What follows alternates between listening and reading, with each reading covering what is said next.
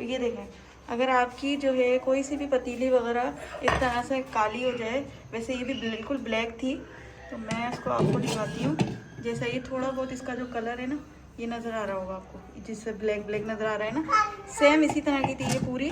तो हमने क्या करा कि इसे ना थोड़ी हल्की आंच पर पकाने के लिए रख दिया। ठीक है, इसे मैं छोड़ देती हूँ ऐसे ही, तो ये एकदम से बिल्कुल वाइट हो जाएगी। अब जैसे ये पीछे से नज़र आ रही है ना ब्लैक, ये जलते जलते ये भी बिल्कुल वाइट हो जाएगी। तो इसको आप ज़्यादा रिगड़ने की ज़रूरत नहीं है, हो जाती है अक्सर ऐसे ना। तो चलते हैं टॉपिक की तरफ। तो हमने करना क्या है, हमारा जो ओवन है या चूल्हा है, हमने जब खाना बना लिया ना, तो हमने इसको भी साफ़ करना होता है। तो अगर आपका ये साफ़ है तो इसका मतलब ये है कि आप बहुत एक अच्छी हाउसवाइफ हैं। उसके अलावा जो है, आपने जब बर्तन धोने हो ना, तो उसके साथ साथ आपने यहाँ पर एक इस तरह का कपड़ा रख लेना है। जैसे अभी ये गीला हो रहा है, तो इसे हम वॉश करेंगे। और क्योंकि हम जब बर्तन धोते हैं तो ये गंदा हो जाता है और गीला भी हो जाता है। ठीक है, और इससे होता क्या है कि हमारे जो बर्तन है ना, बर्तनों की जो गंदगी है या कुछ भी, अक्सर ऐसा होता है कि हमारी जो कमीज़ वगैरह है ना, उस पर लग जाता है और हमारी कमीज़ गंदी हो जाती है। तो जब हम ये कपड़ा अपने यहाँ पर रखेंगे, तो उससे क्या होगा कि हमारा जो है कपड़े गंदे नहीं होंगे और हमारे जो बर्तनों का पानी है वो हमारे यहाँ तक नहीं आएगा।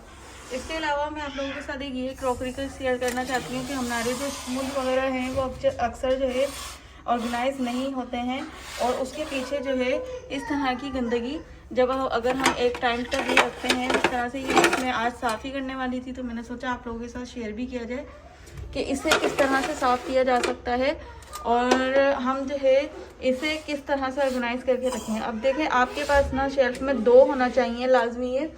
एक के लिए आपके पास जो बड़े बड़े जो जितने भी स्पून्स वगैरह होते हैं ना, उसमें वो आपके पास ये इस तरह का होना चाहिए जिसमें आप बड़े ये स्पून रखें, और दूसरा आपके पास होना चाहिए छोटे स्पून के लिए। और ये जो हमारे फोर्क है ना, हमने फोर्क को भी उल्टा करके रखना है छुरी की तरह। जैसे हम छुरी को उल्टा करके रखते हैं ना, तो ये उल्टा करके रखेंगे ताकि अगर हम ये स्पून वगैरह लेने के लिए हाथ बढ़ाएं तो ये हमारा हाथ जो है कट ना जाए उससे। ठीक है, अब चलते हैं हम वो साफ़ करने की तरफ कि उसको हमने किस तरह साफ़ करना है। हमने वहाँ पर पानी डाल दिया थोड़ा सा, और ये जो है शाइन है मेरे पास। ठीक है, ये मैंने वाटर बोतल में इसलिए रख दिया था क्योंकि मुझे अभी जो है जो मेरी बोतल थी ना, वो वाली बोतल जो है ख़ाली नहीं थी, इसलिए ये मैंने इसमें रख दिया। वो फट गई थी बोतल ना, तो मुझे ये न्यू लेकर आनी है फ़िलहाल, तो मैंने इसी में रख दिया। तो अब ये वाला जो ब्रश है ना, ये वाला ब्रश बहुत काम का होता है, इससे आप बहुत सारे किचन के काम कर सकते हैं। अब जैसे हम लोग यहाँ की तो चीज़ें साफ़ कर लेते हैं, लेकिन ये जो कोने होते हैं ना, ये कोने साफ़ होना बहुत मुश्किल हो जाता है। तो ये जो कोने हैं वो हम ईज़िली इससे साफ़ कर सकते हैं। ये देखें, बस हल्का सा इसको रिगड़ा, क्योंकि ये डेली का यूज़ का है, तो फिर जो है बार बार ये गंदा हो जाता है। अभी हमने ये ज़रा सा रिगड़ा है। उसके बाद ये वाला जो वाइपर है ना, ये किचन की मेन ज़रूरत है। अगर आपके पास नहीं है तो आप लोग ले लें इसे। इसके बगैर ना समझे किचन का काम अधूरा है, क्योंकि कपड़ा लेकर आप कब तक इसको साफ़ करते रहेंगे कपड़े से। ठीक है, आपके पास ये लाजमी होना चाहिए। ये देखें, ये किस तरह से साफ़ हो गया। ठीक है, अब हमने वापस इसको अपनी जगहों पर रख देना है, ये ऐसे।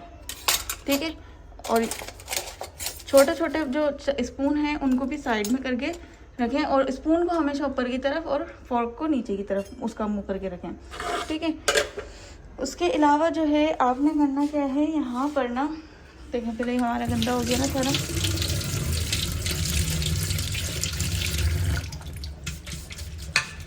ये यहाँ पर इस तरह की कूटी लगा लें ताकि जो ये ब्रश है ना, उसका गंदा पानी या कोई भी चीज़ जो है वो इसी के अंदर हो। अच्छा, मेरी ये छलनी थी ना, ये हो चुकी थी और बहुत ज़्यादा ख़राब हो चुकी थी। मैंने कई बार इसको रीयूज़ कर लिया है। अब जो है वक्त आ चुका है कि मैं इसे फेंक दूँ। ठीक है, इसको मैंने फेंक दिया। और मैं आपके साथ ये भी शेयर करना चाह रही थी कि जो आपके पास किचन में डस्टबिन होता है ना, उसके अंदर इस तरह से शॉपर लाजमी पहना कर रखा करें, ताकि आपका जो डस्टबिन है वो गंदा ना हो ज़्यादा। ठीक है, और जो हमारा ये किचन का ही है, ये मेरा स्क्रैपर किचन का ही है, लेकिन फिर भी मैं इसे किचन की इस सिंक में रखकर नहीं धोऊंगी, मैं इसे धोऊंगी नीचे। ठीक है, इसे मैंने धोना है नीचे रखकर। ठीक है, अभी थोड़ी देर तक ये भीगेगा, उसके बाद जो इसकी सारी मट्टी वगैरह है ना, वो सब फूल जाएगी। फिर मैं आपके साथ शेयर करती हूँ कि ये किस तरह से साफ़ होगा। ये किस तरह से हमारा साफ़ हो गया, ठीक है ना। अच्छा मेरी दीवार को जो है आप लोग वाइट करिए, क्योंकि मेरे दीवार का जो है कलर वो ख़राब हो चुका है, क्योंकि यहाँ पर हमने जो है पानी की बोतल्स वो लगा दी थी कचरे की थैली गलती से, तो फिर उसकी वजह से वो गंदगी हो गई है। बाकी देखें ये साफ़ होता जा रहा है ना, आहिस्ता आहिस्ता से पीछे से भी साफ़ हो रहा है।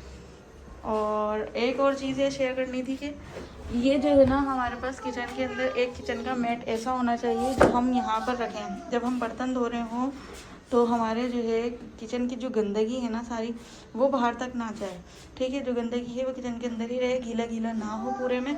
और एक और जो सबसे मेन चीज़ है, मेन बात वो ये है कि किचन का जो है ना आप लोगों ने किचन का पोछा अलग बना कर रखना है। अभी मेरी सफाई नहीं हुई है, मैं सफाई भी करूँगी। अच्छा किचन का पोछा अलग बना कर रखना है, उसे आपने ना कहीं भी दूर टांग देना है। लोग क्या करते हैं अक्सर के किचन में भी वही पोछा इस्तेमाल कर रहे होते हैं, घर में भी वही पोछा इस्तेमाल कर रहे होते हैं, हर जगह एक ही पोछे से सब काम कर लेते हैं। उससे क्या होता है कि हीक आती है हर चीज़ में, ठीक है। तो उम्मीद करती हूँ आप लोगों को मेरी वीडियो पसंद आई होगी। अगर पसंद आई है तो लाइक शेयर सब्सक्राइब किए बगैर मत जाइएगा।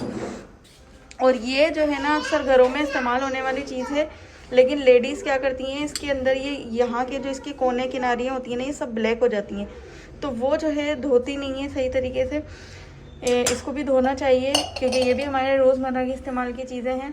तो ये छोटी छोटी टिप्स होती हैं, टिप्स एंड टेक्निक्स को लेकर ही हम अपने किचन को वेल ऑर्गेनाइज कर सकते हैं। अब देखें ये दोनों चीज़ें कितनी अच्छी लग रही हैं एक साथ।